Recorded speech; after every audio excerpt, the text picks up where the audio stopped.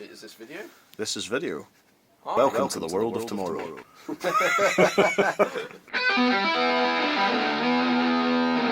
We're at the wonderful Nad's workshop from Arcanum, and he's shown me some new bits and pieces, which is very cool. Look at that, the new Barbarian. Yeah. It's Tag-over resin or resin over Tag-over? Yeah, Tag-over tips, resin body. Slick. I've just been fixing bubbles, because some of them get bubbles in. Where the resin seeps into the little cracks and stuff, obviously it's quite viscous, so the bubbles can't come out of it. So what I do is when I come across a bubble, is just fill it with super glue, and then do a bit of the old sandy, and jobs are good and all gone. Woo! Nice. Yeah. So yeah, plenty of that going on today. Excellent. Yeah. Right, we're in the workshop. We are. The TARDIS of the Southwest. The reverse TARDIS. The reverse on the TARDIS. outside. Yeah, it's quite an imposing edifice from the outside, but on the inside, Not so much. not so much. So just to give you a perspective, this is it. That's it. Yeah, All 3.5 foot of it. I'm standing here. Yeah. Yeah. So, 3 foot 2 inches. wow. What should we do? Should we make a pick? Yeah, let's make a pick. What I did is I actually left a couple of these new ones fairly raw. I've cut them out of the blank, out of the slab, but I've left a bit of rind around the edges, so you can watch it from start to finish, basically. Cool. 2 rogues there, so I'll just choose one. That one to do. I think this looks pretty good. So what material are we going for with this one? This is the Tag-over resin? Is Tagua with a resin body, yeah. So I'm using obviously Tagua nut, which I cut myself. Nutsack. And then I'm using glass cast resin and alcohol inks and colorants and mica powders and all that kind of thing. Cool. This particular resin was it just had a bit of green colorant in the main resin, but mostly it's just all different colors of alcohol inks all dropped in, and some white sinker to make it go all kind of cool and mushroomy. And it's my favourite method by far of making colours and patterns and stuff, because it's so random and cool. Usually I'd wear a dust mask for this, but the amount of work we're doing is going to be relatively small. Just hold your breath. Okay. It'll be fine. So first of all, I'm going to go trace around the edge of this with my modified sander. Modified this the other day. I cut a bit of metal out of there so I could get around. Yeah, Ooh. high tech here. Right, here we go. Watch the noise.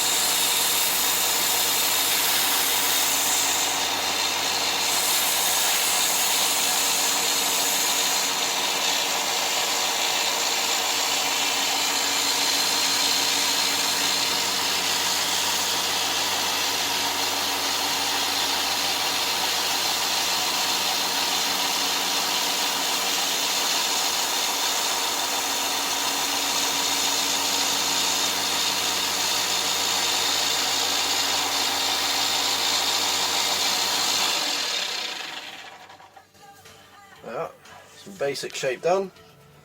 Then we move on to the hand tools. So obviously it can't get right in on the old on the sweep, so I'm just going to use hand files to finish this bit off. So is it a rounded file or is it a flat file? That's a half round on Right. the back. It's got a flat file on the other side as well, but yeah, that's my half round. And these files are amazing. I've just found them in B&Q randomly. But they've been just a godsend, really. That's the one, a flat file. So this is when you're doing the sweep. Yeah, so this is my signature sweep, which is on every single pick I have, including the Barbarian. It's just a miniature version. On the Ranger, you've got a slightly different top the way. Is it not a bit more kind of pokey looking? Yeah, it is. Yeah, so it's the signature sweep in miniature, followed by another little pokey outy bit, so it looks a bit more like fletching. Ah, And that is the reason, because that's attention to detail. Rangers with their long bows. That's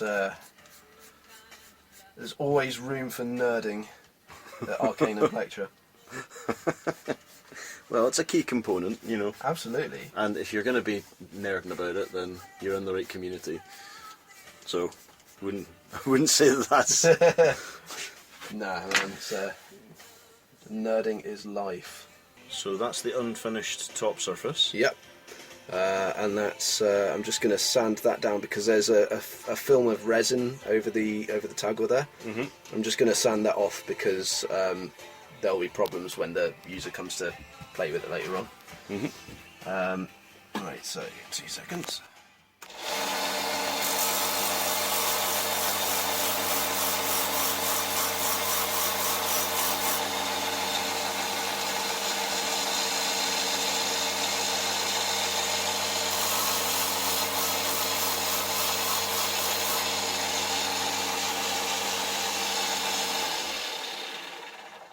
Okay, I don't want to take too much off of that because that's where the good bits of the alcohol ink rest.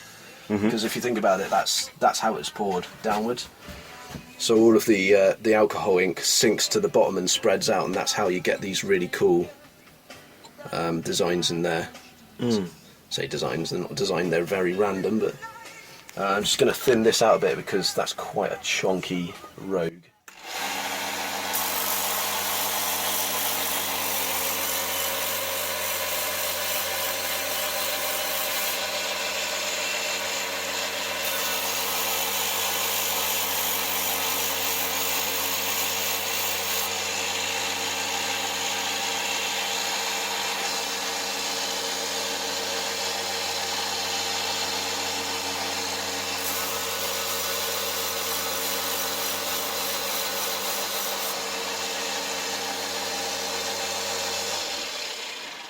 And as with all of my picks, I literally just eyeball the thickness.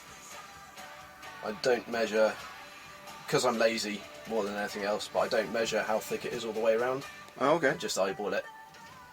And that looks fairly equal, pretty much.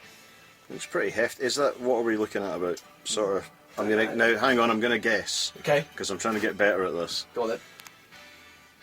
I'm gonna put that in at about 5. 5? I'm gonna say, yeah, I'm gonna say 5. I'm not gonna paint myself into a corner. Well, because we're judging in mil. Yeah, yeah. So it's, you know. That is pretty much exactly 5 mil. There you go. Hey. Well, let me just get that on the edge again. Oh, yeah, look at that. I think if you put a micrometer on that, that would be like 4.90. Yeah, yeah. Something like that. But yeah, yeah. There you go. Nice. Trust me unconditionally. Absolutely.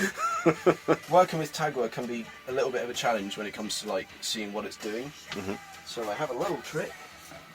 Let me just get my wee toolbox out. How do you, just as a matter of interest, seeing as Yeah. we're talking about this, how do you deal with the void? I don't mean in an existential sense. Well, that's well, I just let the resin deal with that. No, Well, basically, so what I do, if we look at a slice of the nut, let's get a big bit because there you can really see. That's basically the void is always random in the Tagua nut.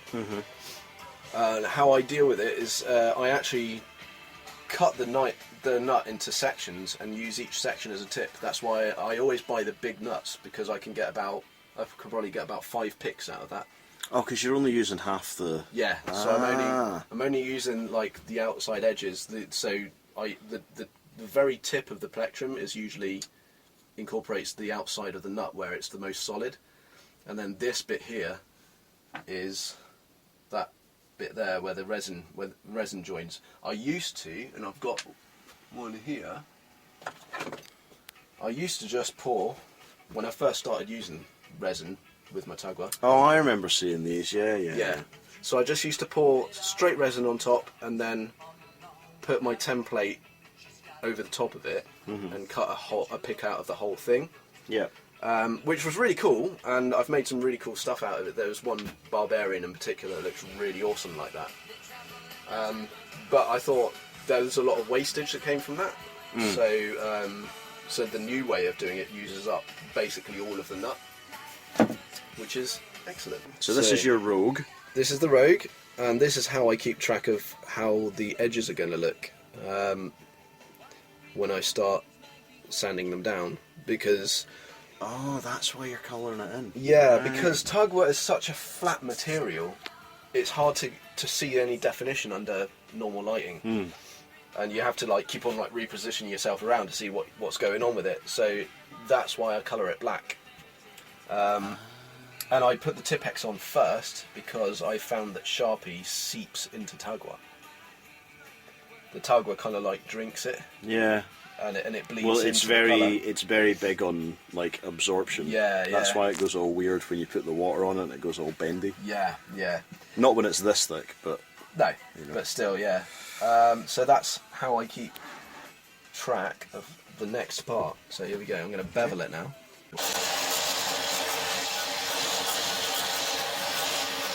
Whoa, look at that. Yeah. Fab. So that is the basics. And then you're doing it by hand from then on? Pretty much, yeah. Yep.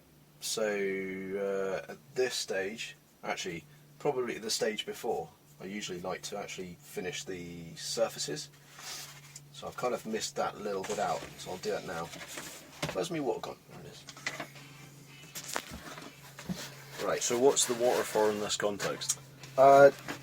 It keeps control of dust and prevents the paper from clogging up too much. But it also does help to give a better sanded finish as well. Oh, okay. So if you just did the paper raw, it'd be fine, but it wouldn't be as smooth as if you used water. Oh, okay.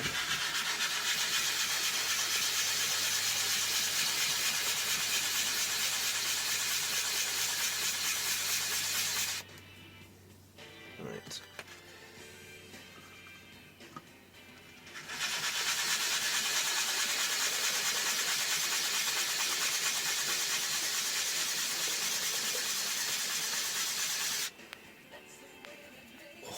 It's starting to pop now. Do you ever find like awful things when you're part way through it?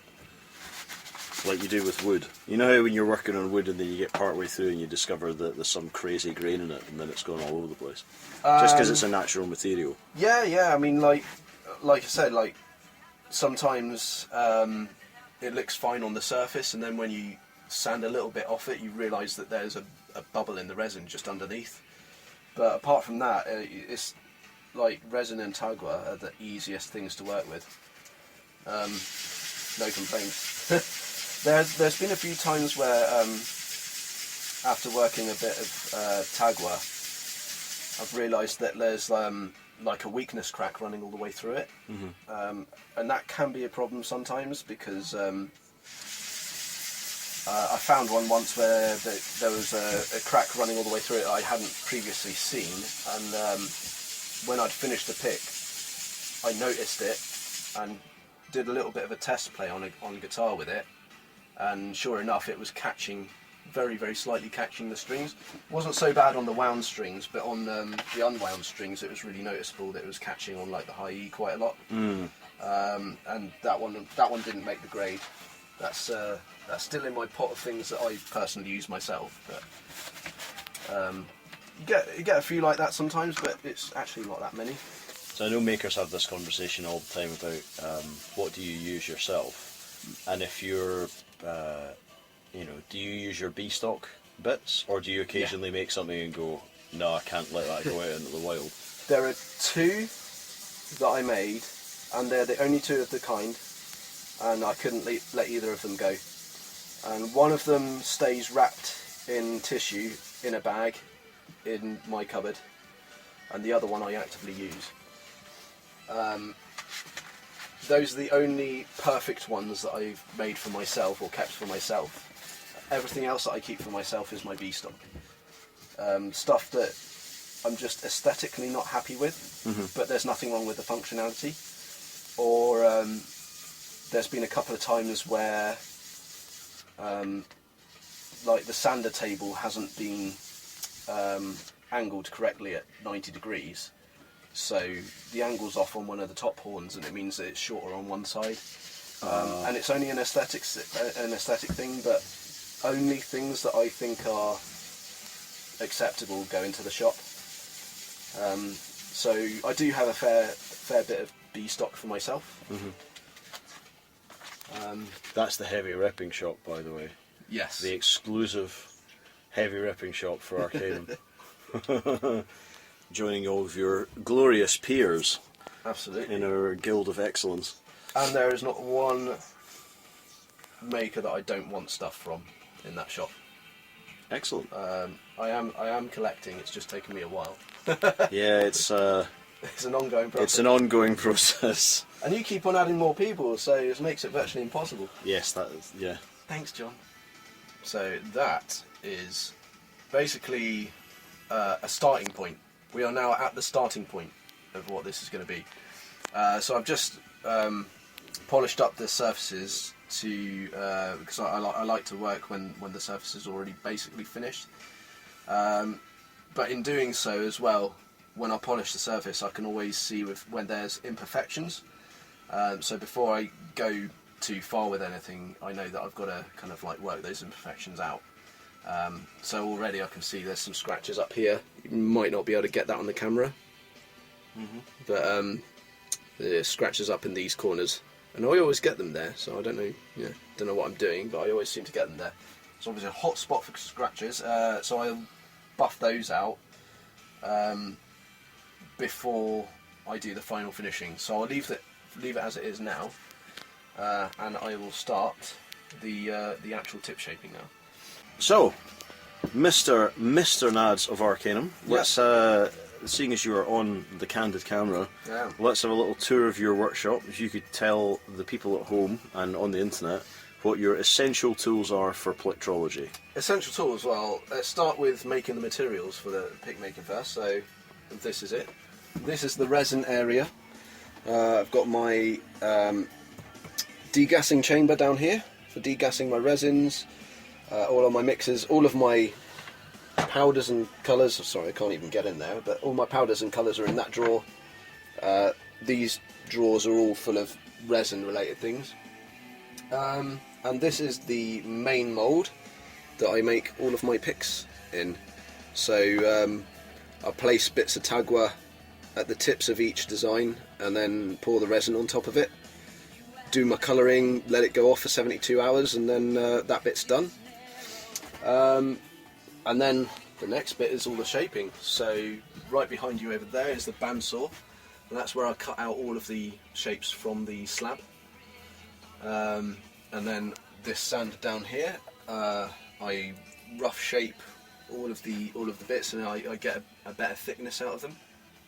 And then over this way, this is where I do the main bulk of my shaping work. All of the fine shaping is on this sander. So the outlines are done on the belt, and then the last bit of thicknessing and the bevels are done on the disc sander there. And then I've got my sandpapers, which are found at any point in the shed at any given time, because there's nowhere to put anything in here. And then after they're all sanded to within an inch of their lives, I finish them on the little polisher down here, which is cheap as chips, but it works. And your files for doing the detail stuff. Yeah, all my files.